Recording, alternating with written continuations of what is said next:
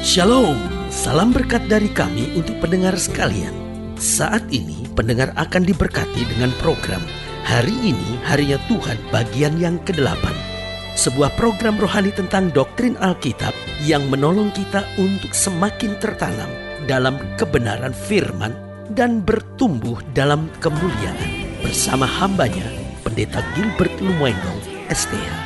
Banyak orang merasa doktrin Alkitab sebagai sesuatu yang membingungkan. Tetapi tahukah saudara bahwa doktrin Alkitab intinya adalah memahami Alkitab dengan benar, dengan pemahaman yang sistematis, sehingga kita terus dapat tertanam di dalam kebenaran firman, sehingga kita terus bertumbuh di dalam kemuliaan Allah.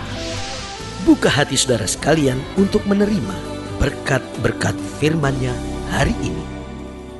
Janji Tuhan jelas bagi tiap-tiap kita bahwa orang yang berharap kepada Tuhan tidak akan dipermalukan. Ya, haleluya. Pertanyaannya, mengapa jelas seperti itu bahwa orang yang berharap kepada Tuhan artinya kan bisa saja menghadapi badai, artinya bisa saja kan menghadapi masalah, bisa saja menghadapi angin ribut, gelombang dalam kehidupannya. Tetapi kenapa tidak mungkin dipermalukan Tuhan? Yang pertama jelas, karena Dia adalah Allah yang mengasihi kita. Dengan lain kata, Tuhan mau buat apa saja supaya hidup kita berkemenangan. Karena itu Alkitab dengan jelas berkata, satu utas rambutmu pun tidak akan jatuh ke tanah tanpa seizin aku, kata Tuhan. Bahkan Alkitab bilang, air mata orang benar ditampung dalam kirbatnya Tuhan. Berarti jelas Dia begitu mengasihi kita. Sampai darahnya saja Dia tumpahkan, sampai tubuhnya saja Dia biarkan terpecah. Dia buat semuanya ini karena Dia begitu mengasihi kita. Karena itu gak ada alasan untuk kita bersungut-sungut, gak ada alasan untuk kita mempertanyakan Tuhan, apakah doa saya bisa dijawab? Tidak ada alasannya untuk kita meragukan kasih Tuhan hanya karena mungkin doa kita belum dijawab, hanya mungkin karena mujizat belum terjadi, hanya mungkin karena penyakit kita belum sembuh. Saudaraku yang kasih dalam Tuhan, Allah turut bekerja dalam segala perkara untuk mendatangkan kebaikan bagi setiap orang yang mengasihi Dia. Berarti orang yang berharap kepada Tuhan tidak akan pernah dipermalukan. Kenapa? Karena Dia, Yesus Allah Raja kita, adalah Tuhan yang mengasihi kita. Yang kedua, karena Dia sanggup menolong dan menyelamatkan kita. Dia sanggup menolong. Masalah boleh kelihatan seberat apapun. Betul, orang yang berharap kepada Tuhan bukan berarti gak ada masalah. Tetapi masalah seberat apapun, Tuhan sanggup menolong dan menyelamatkan kita. Persoalannya kan kadangkala iblis mulai menjajah pikiran kita dan mulai berkata, wah, masalah kamu terlalu berat, rasanya gak mungkin nih bisa selesai. Persoalan kamu terlalu banyak, rasanya gak mungkin bisa beres. Tetapi hari ini saya mau bilang, gak ada gunung yang terlalu tinggi yang gak bisa dipindahkan oleh Tuhan. Gak ada angin ribut yang terlalu kuat yang gak bisa diredakan oleh Tuhan. Gak ada gelombang yang terlalu besar yang gak bisa ditahan oleh Tuhan. Saudaraku yang kasih dalam Tuhan, laut merah saja bisa dibelah oleh Tuhan. Tuhan yang sama yang sanggup menolong dan menyelamatkan kita. Yang ketiga, kenapa orang yang berharap kepada Tuhan tidak akan pernah dipermalukan? Karena Dia Allah Tuhan dan Raja kita adalah Allah yang mempersiapkan selalu berkat-berkat yang luar biasa buat kita. Alkitab bilang seperti Bapa yang sayang kepada anak-anaknya, demikian Tuhan sayang pada orang yang takut akan Tuhan. Apa artinya Bapa sayang? Bapa sayang itu selalu merancangkan yang baik buat anak-anaknya. Dia mau anak-anaknya sekolah baik, Dia mau anak-anaknya berhasil, Dia mau bahkan anak-anaknya supaya lebih hebat dari dia.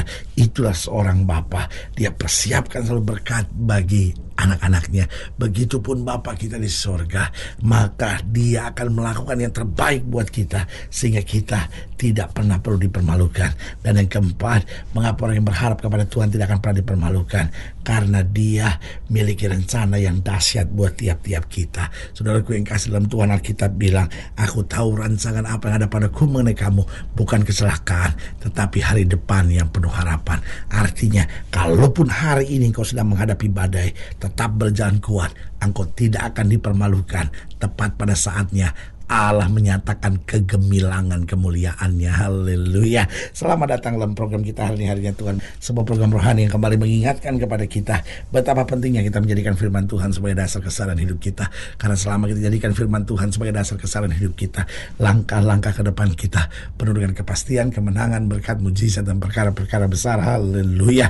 Dan dalam program ini kita sedang membahas tentang dipermalukan. Loh, Kan janji Tuhan, orang yang berharap kepada Tuhan tidak akan pernah dipermalukan. Nah, bagaimana? Kenapa seorang bisa dipermalukan? Jelas jawabannya, karena kita sudah tidak berharap lagi kepada Tuhan. Karena kalau kita sudah mulai tidak berharap kepada Tuhan, Alkitab berkata orang sombong akan direndahkan oleh Tuhan. Nah, dalam program ini, dalam pembahasan tentang dipermalukan, kita sama-sama belajar 1 Samuel pasal 31, 1 Samuel pasal 31, ayatnya ke-8 sampai ayatnya ke-13. Ini bagian terakhir dari 1 Samuel. Dan selanjutnya kita akan masuk buku yang selanjutnya, yaitu 2 Samuel.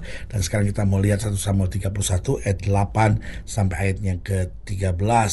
Ketika keesokan harinya orang Filistin datang merampasi orang-orang yang mati terbunuh itu, didapati mereka Saul dan ketiga anaknya bergelimpangan di pegunungan Gilboa. Wah, ini permalukan luar biasa. Raja tetapi mayatnya bergelimpangan di pegunungan Gilboa sama ketiga anaknya. Ayat yang ke-9, mereka memancung kepala Saul. Lebih dipermalukan lagi, raja kepalanya dipancung oleh siapa? Orang yang tidak kenal Tuhan, orang kafir, saudara. Lalu merampas senjata-senjatanya dan menyuruh orang berkeliling di negeri orang Filistin untuk menyampaikan kabar ini di kuil berhalanya dan kepada rakyat. Lihat, di hadapan kuilnya dewa-dewa mereka dipermalukan. Umat pilihan Allah ini. Ayat 10, kemudian mereka menaruh senjata-senjata Saul di kuil Ashtoret dan mayatnya dipakukan mereka di tembok kota Bet-Shan. Bayangin, dipaku mayatnya, saudara-saudara, untuk jadi bahan tertawan orang. Ayat 11, ketika penduduk Yabesh Gilead mendengar tentang apa yang telah dilakukan orang Filistin kepada Saul, maka bersiaplah segenap orang gagah perkasa. Mereka berjalan terus malam-malaman, lalu mengambil mayat Saul dan mayat anak-anaknya dari tembok kota Bet-Shan. Kemudian pulanglah mereka ke Yabesh dan membakar mayat-mayat itu di sana. Mereka mengambil tulang-tulangnya lalu menguburkannya di bawah pohon tamariska di Yabesh. Sesudah itu berpuasalah mereka 7 hari lamanya. Nah, saudara yang kasih dalam Tuhan, Saul ini raja. Saul ini sebetulnya dipilih oleh Tuhan, tetapi karena hidupnya makin lama makin jauh dari Tuhan, akhirnya matinya dipermalukan oleh Tuhan. Nah, pertanyaannya, mengapa Saul sebagai raja, sebagai umat yang telah dipilih oleh Tuhan, kenapa kok bisa matinya dipermalukan seperti ini? Mengapa Saul dipermalukan? Yang pertama, karena ia memang hidup dalam dosa. Ia hidup dalam ketidaktaatan. Ia hidup dalam pemberontakan kepada Tuhan. Sampai dalam masa hidupnya Samuel pernah menegurnya dan berkata bahwa kalau saja engkau mau dengar-dengar akan suara Tuhan, maka Tuhan akan mengokohkan kerajaanmu. Tetapi karena engkau berontak dan pemberontakan sama seperti dosa bertenung, maka Allah membuang engkau. Jadi yang pertama, mengapa Saul dipermalukan? Karena ia hidup dalam dosa. Yang kedua, karena ia mengandalkan kekuatannya sendiri. Berkali-kali dia tidak lagi meminta petunjuk dari Tuhan, tetapi dia terlalu yakin akan kemampuan senjatanya. Dia terlalu yakin akan kemampuan peperangannya. Dia tidak sadar bahwa selama ini kalau dia bisa menang terhadap Filistin, itu karena Tuhan yang menjadi pembela. Dia gak sadar kalau dia bisa menang sama Amalek, itu karena Tuhan yang menjadi pembelanya. Saudaraku yang kasih dalam Tuhan, kalau kita bisa hidup diberkati, kalau kita bisa sukses, kalau kita bisa berhasil, itu kan semata-mata karena Tuhan. Jangan coba mengandalkan kekuatan kita sendiri, karena kita bilang terkutuklah orang yang mengandalkan kekuatannya sendiri. Yang ketiga, mengapa Saul dipermalukan? Karena ia keras hati ketika ditegur oleh Tuhan. Berkali-kali Tuhan bicara kepadanya. Artinya Tuhan ingatkan Saul untuk tidak iri. Tuhan ingatkan Saul untuk kembali. Tuhan ingatkan Saul untuk mengandalkan Tuhan. Tetapi dia keras hati. Saudaraku, ini bukan persoalan salah atau tidak salah.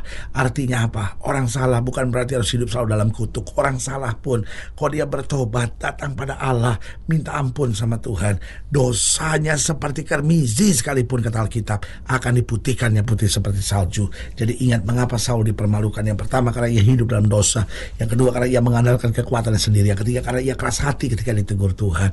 Karena itu sebagai hamba Allah, saya mau ingatkan, kalaupun ada di antara pendengar sekalian, ada saudara yang sedang jatuh dalam dosa, ada saudara yang sedang gagal, jangan keras hati, cepat bertobat. Masih ada harapan pemulihan dari Tuhan. Dan yang keempat, mengapa Saul dipermalukan? Karena ia tidak berjalan dalam rencana Allah. Dia hanya berjalan pada rencana-rencana dan kehendaknya sendiri. Rencana kita bisa gagal, tapi rencana Allah akan terus berlangsung dalam hidup kita. Haleluya. Saudaraku yang kasih dalam Tuhan, jika sedang nilai ini lebih jauh, hubungi kami melalui telepon, hubungi kami melalui surat, kunjungi website kami, karena kami ada untuk membawa Bapak Ibu sudah senantiasa lebih dekat pada Tuhan dan mengalami kasih kuasa mujizat yang luar biasa. Secara khusus melalui program ini juga saya mau berdoa buat setiap saya yang sakit, setiap saya yang berbeban berat, karena saya percaya bahwa bagi Allah tidak ada perkara yang mustahil. Dan saudara-saudara yang didoakan secara khusus, boleh taruh tangan kanan saudara di dada, dan kita akan berdoa. Mari kita berdoa. Bapa, dalam nama Yesus, hamba doa buat yang sakit, hamba doa buat yang berbeban berat, hamba doa untuk setiap mereka yang sedang menghadapi masa-masa yang sukar, karena hamba percaya bahwa bagi Allah tidak ada perkara yang mustahil. Bapa, hamba berdoa di dalam nama Yesus, Tuhan jamah yang sakit Tuhan sembuhkan, yang lemah Tuhan kuatkan, yang susah Tuhan hiburkan, yang jatuh Tuhan angkat, sehingga hari-hari yang penuh kemenangan boleh berlaku. Bahkan hamba juga berdoa buat mereka yang taruh tangan kanan di dada, karena mungkin hari-hari ini sedang merasa dipermalukan karena berbagai masalah, tekanan, kekecewaan yang sedang terjadi. Bapa, hamba berdoa di dalam nama Yesus, Tuhan jamah sekarang, kalau kami berdosa, ampuni dosa kami, berikan kami hati yang lembut, sehingga kami tidak mengandalkan kekuatan kami sendiri, tapi kami tetap berjalan dalam kehendak dan rencana Allah.